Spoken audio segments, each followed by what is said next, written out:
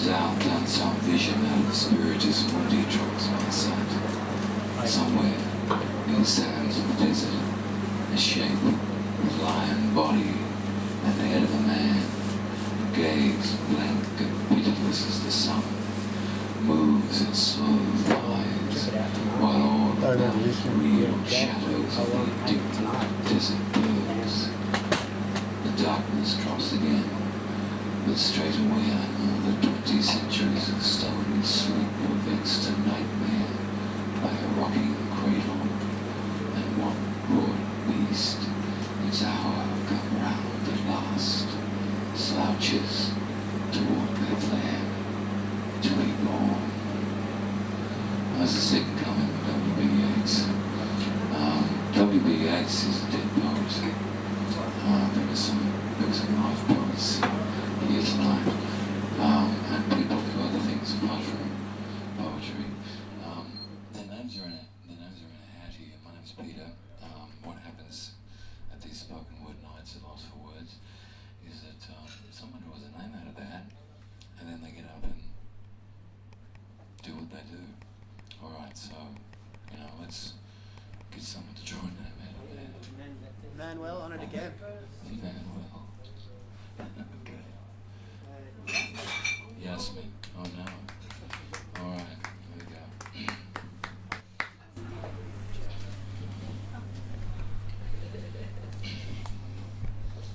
We delayed the start of this as long as we could.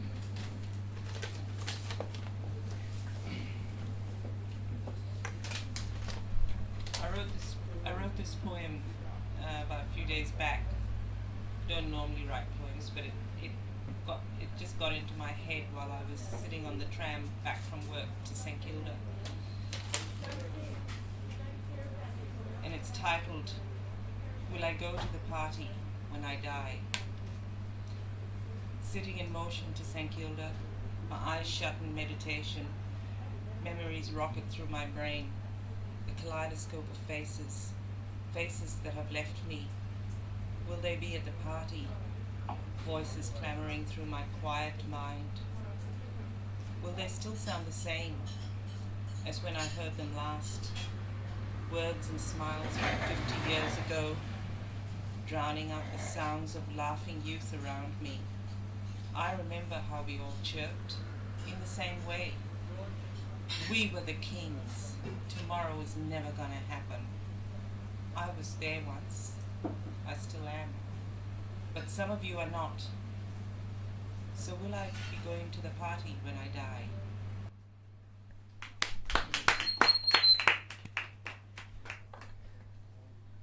Thanks.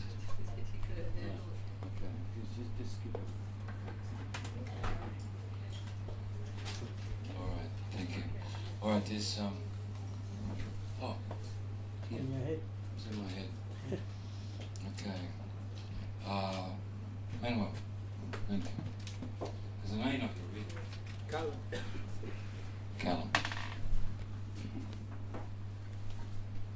G'day everybody. Thanks a lot for coming again.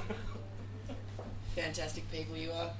This one is originally a rap that I wrote within the last week because I had such a good time that I thought I'd come back and attempt to entertain you again. And it's about myself. And it goes a bit like this. Ladies and gentlemen, boys and girls, it may seem irrelevant, but my poise unfurls. When I pick up the pen again, I slip up, but then again, a veteran, a redder man with poise and curls. Hey, I went swimming today, pop off my top, keep the women at bay. I'm keen for sunscreen, it isn't my way, and now I'm redder than my head and all my linen's ablaze. Some rhyme about being white, but I bet you've never seen a redhead rap in neon light. As for me, I'm bright. Guys shield their eyes and the ladies flee on sight. A recessive gene, if you know what I mean. Spreading my seed is not to be the last of my kind. Only problem is I'm fast when I grind and it's over before I even start every time. Thank you.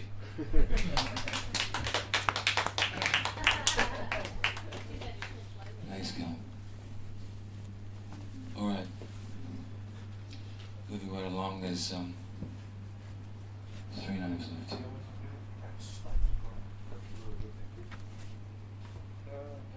That's me. Yeah, okay.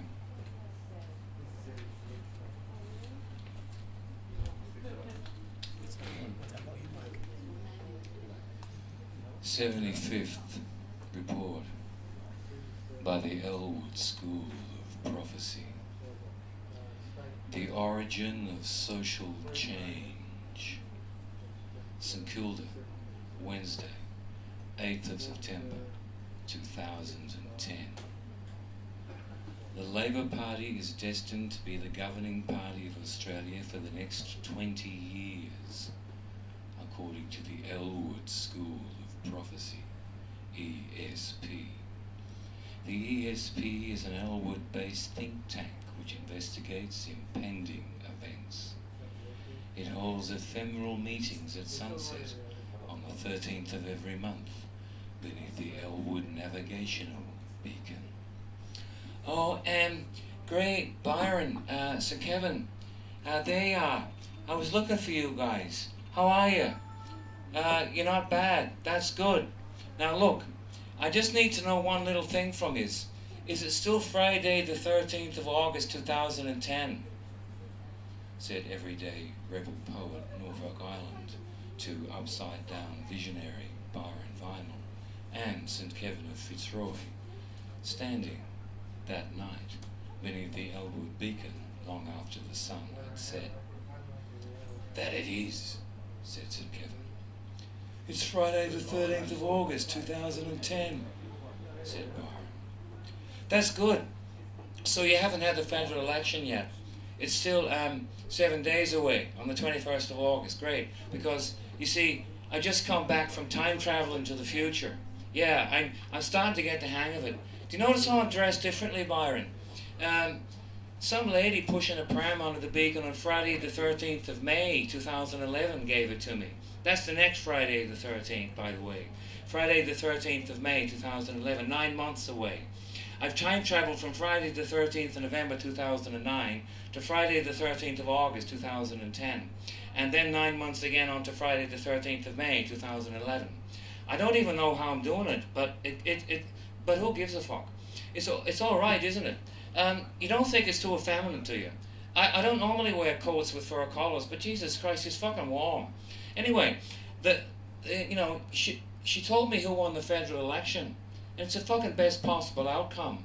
I didn't believe her at first and had to check with the young couple who was strolling past. Where was the Elwood School, by the way? I didn't see any of you chaps. Oh, that's right, I forgot. You haven't been there yet. It's 9 months away. And they both told me an interesting fact about August 2010.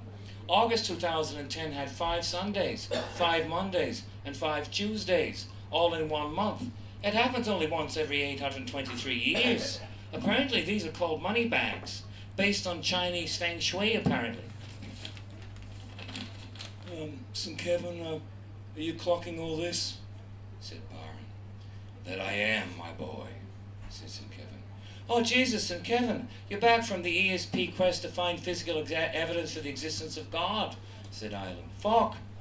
So, St. Kevin, you can hear Norfolk, you can see Norfolk, you hear what he's saying, said Byron.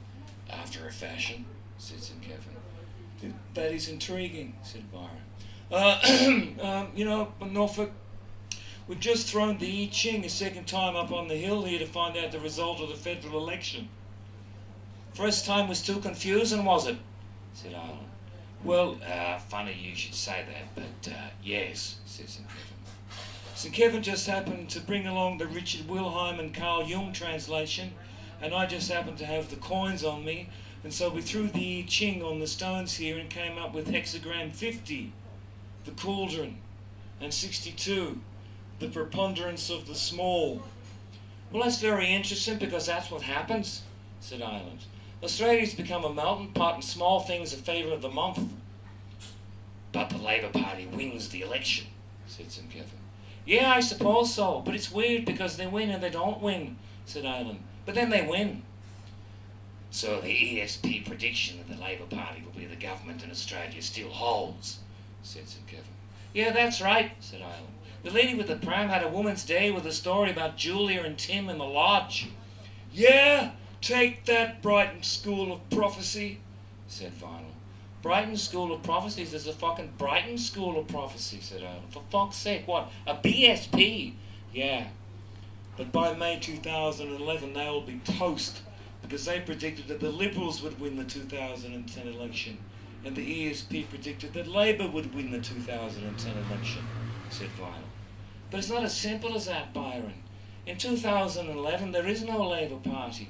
In 2011, there is no Liberal Party. There's one party with two main factions and a lot of small independents. The establishment is not the origin of social change. The Elwood School of Prophecy, ESP, is an imagined think tank of fictional futurologists based